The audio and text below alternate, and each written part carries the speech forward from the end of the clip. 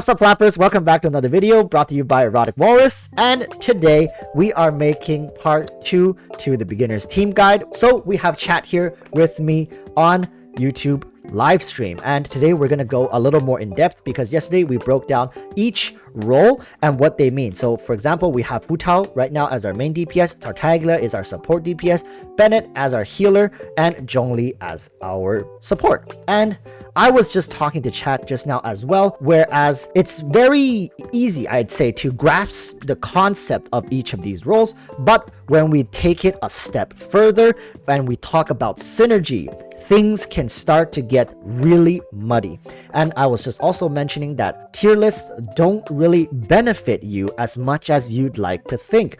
You can go online, you can search either on YouTube, on Google, you can find multitudes of tier lists, even on Genshin dedicated websites. But let me warn you that these tier lists are always there to give you reference. It's not meant to be a Bible that you follow, because can you really tell how a character plays from looking at a tier list? No, you cannot, right? And for example, how do we know Hu Tao works well with Child? You do not, if you don't play it. Even for people who get to play these characters, oftentimes they get tricked by the game into thinking, wow, what an amazing character, because the game pairs the units with very restrictive gear when you're getting to test it. So today we're going to be talking about synergy.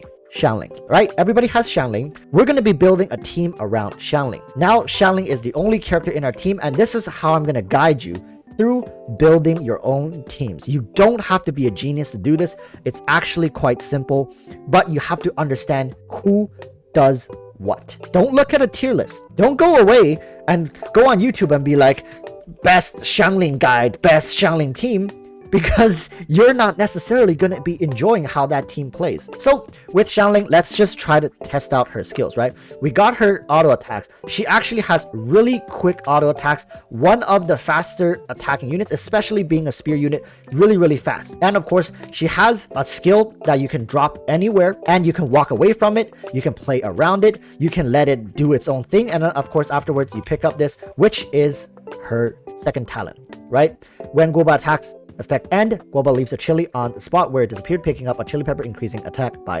10% for 10 seconds. So now we know her auto attack, her elemental skill, and her burst skill is essentially a giant pyro tornado, and of course the name Pyronado. It's just this pyro Beyblade that spins around her as the centerpiece, and it actually transfers into her teammates. So you can switch out of Xiangling and the Pyronado will still persist. Now, how are we going to build a team with that knowledge, right? Remember when I made the video before this? If you haven't watched it, please go watch that video first. If you're a beginner, if you're not, then we can just continue. So with those concepts, if Xiangling is to be our main DPS, what are we gonna be doing to facilitate, to support her? And this is where synergy comes through. You also have to understand how different elements interact with each other. I'm not going to bore you with all that detail right now. I can leave a link in the description. There's a chart. You just need to go study it, look at it, and just work it out. In the beginning, you don't need to overcomplicate yourself. Pick a reaction that you enjoy playing. In our case, we have Xiangling as our centerpiece, and Pyro in Genshin Impact is a very powerful element. It reacts with Cryo for Melt, it reacts with Hydro for Vaporize. And of course it has Overload, but Overload becomes like a second tier reaction. So with all that said, you want ideally to have Xiangling pair with either Melt or Vaporize. These are the standard, or as what the community would call it, meta, right? There is a meta. Do you have to follow it? You do not. You do not have to be a meta slave. There are ways. So for example, if I wanted to not follow the meta, there are a couple choices. I have all the characters here. If you don't have someone like Kaching, it's okay. But here's a big problem. A lot of people are big fans of characters. For example, you might be the biggest fan of Razor, and this is where a big portion of the community make their first mistakes. Is yes, while it's okay for you to use characters that you really enjoy using in the overworld, when you start to challenge more difficult content, especially in Abyss, and a lot of people who run into walls, and I do account reviews for them, I see issues like this. They love Razor. No problem with that. They love Xiangling. No problem with that. But the problem starts to arise when you pair them in this order. You start to have a problem because, like I said in the video yesterday, support DPS, or at least the premier support DPS in this game, tend to have one thing in common, and that is the ability to assist the rest of your team in dealing damage when they are not on the field. While Razor is an insane main DPS, when he is on the field, he is absolutely jacked out of his mind. He is really, really good. But when he is not on the field, he essentially does close to nothing. Very close to nothing. Like I said, overworld is fine.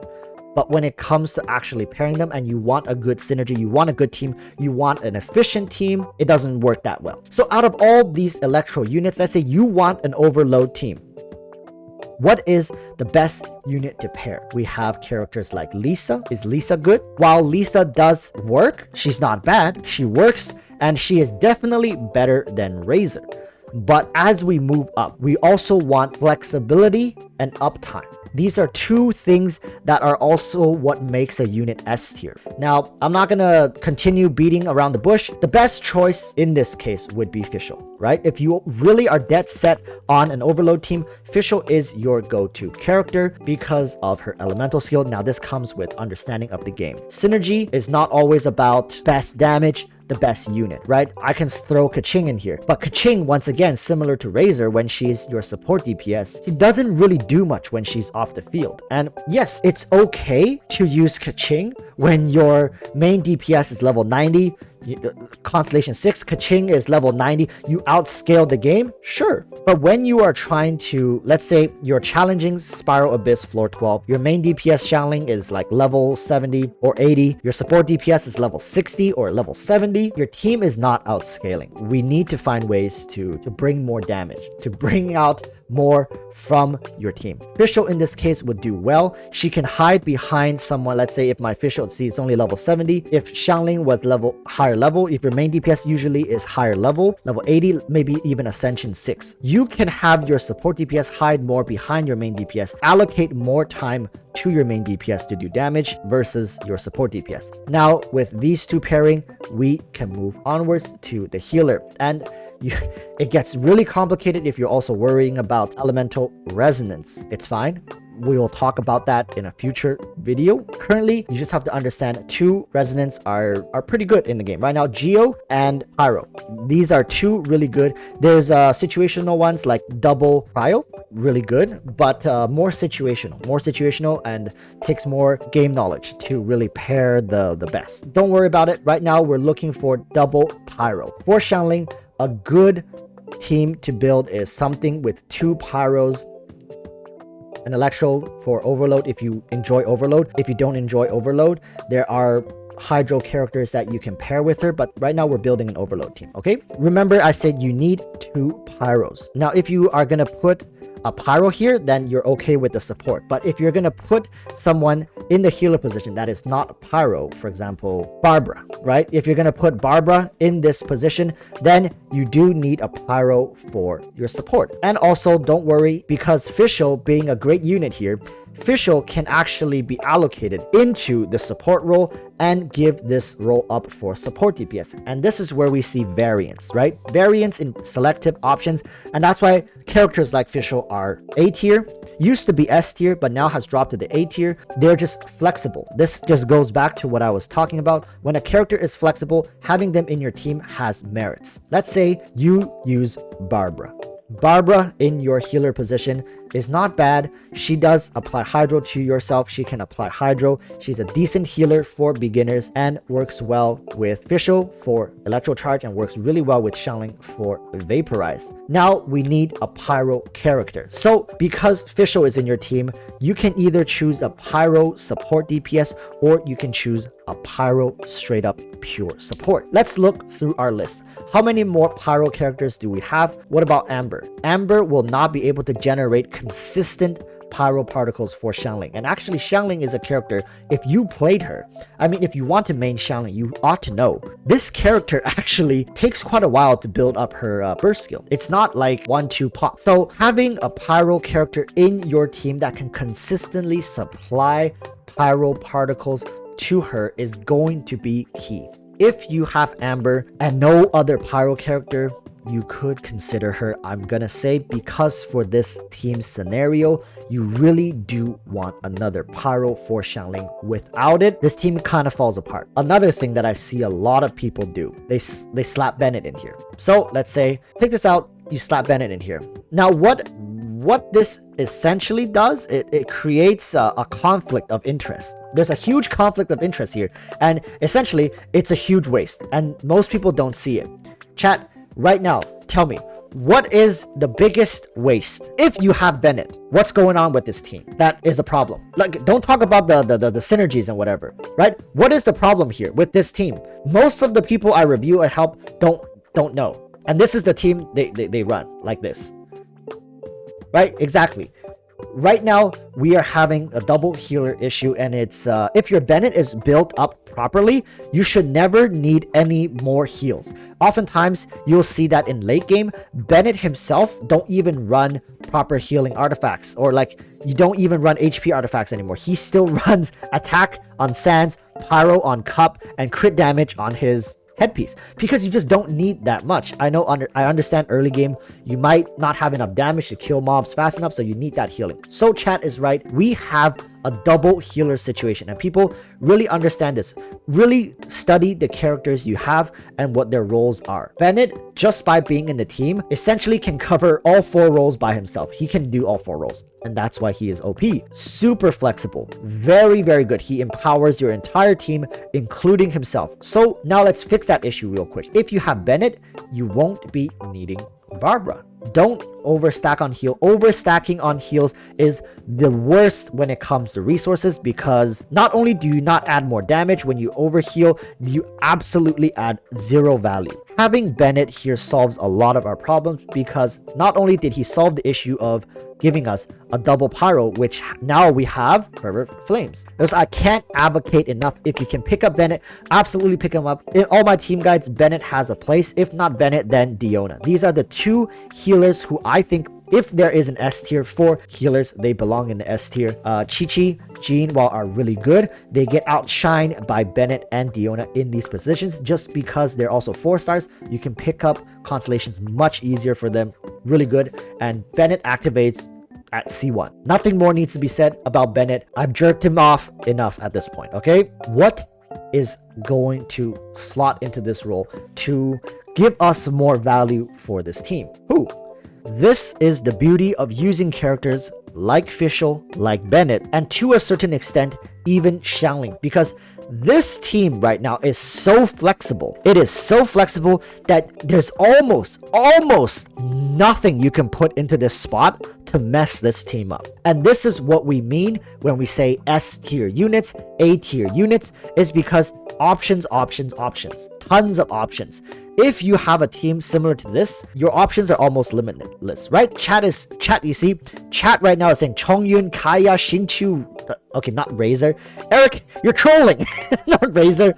Burst supports, right? Mona, Sucrose, Amber, Albedo, the list goes on. At this point, it becomes preference. Still, ideally, you want a unit in this slot that is able to activate your team. Take it to the next level. Now let's rewind. Take a step back. Let's just go all the way back to what we were doing with Xiangling, or what you are doing with Xiangling. When you are playing a character like Xiangling, what are you doing more often? Are you not auto-attacking more often? If you go to a Xiangling guide, why is her best in slot weapon either the Crescent Pike or the Dragon's Bane, right? In this case, more often than not, people will choose the Crescent Pike for Xiangling. It's an amazing weapon. Once again, it's going to get complicated because most people won't be able to think this deep, this far about their teams. The right move for this last slot should be a cryo. And this was enabled by Bennett. Because you have Bennett, because Bennett is in this team, you already fulfilled the double pyro recommendation. In this case, we want to get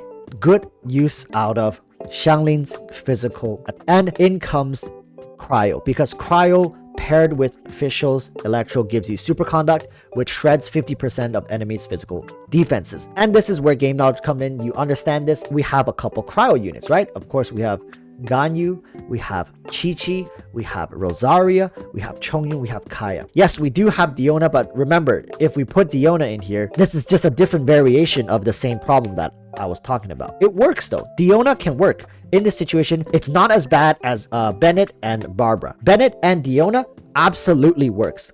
While it's double healers, there are situations where rules can be bent, and this is one of those situations. In this situation, somebody simple, straightforward like Kaya would work better because he's free. I'm sure everybody would have him. If you don't have Kaya, I mean, of course you have Kaya. You have to have Kaya. If you have someone like Rosaria, this team can work really great as well. And of course, is this the only way to play Overload for Xiangling? Absolutely not. Nothing here is only. 100% definite, nothing. Okay, everything is open books, but we just went through an entire process of team building, starting with one main DPS you really enjoy playing and one playstyle of that one main DPS that you really enjoy playing, and we take that from its core and we just expand it with what's available. So that's it for the video. Thank you all for watching this video, and of course thank chat here for being with me. I'm sure if you got bored during the middle of the video, you can always read chat. They always keep you entertained. Yeah, make sure to like, subscribe, all the good stuff. Chat, make sure to ask people to subscribe. You know, don't believe me, believe chat. Okay, thank you all for watching. Make sure to tune in to tomorrow's video where I will go further in depth for team building. I'm trying to keep this as a 3-part video, but if you guys have more questions, leave it down below. You see the chat here, the answer for you as well. Thank you all so much for watching, and I'll see you guys in the next video. Stay safe and peace.